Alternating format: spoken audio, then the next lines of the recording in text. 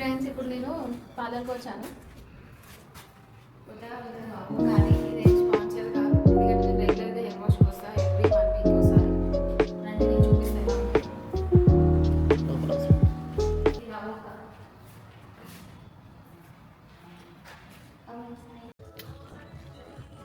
So ఇట్లా bend అవ్వడానికి నాకు పిల్లో బ్యాక్ సైడ్ ఇట్లా అరేంజ్ చేసుకున్నాను.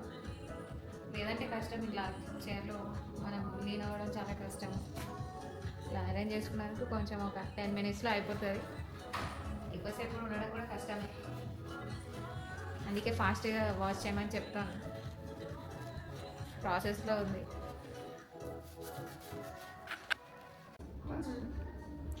లోరియల్ लोरियल से वो भी सही है, फ्रांस से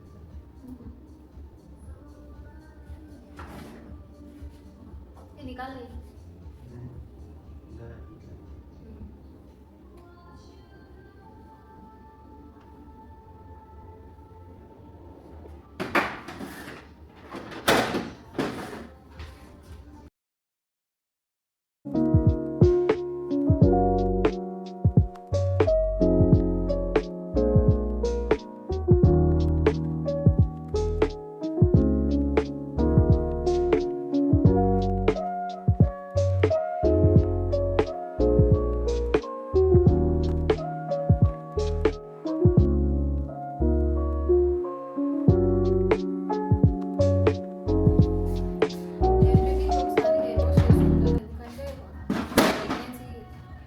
కాబట్టి అక్కడ ఇంట్లో కూడా ఆప్షన్స్ ఎక్కువ ఉండవు. సో ఈ ఆప్షన్ యూజ్ చేసుకుంటాను నేను.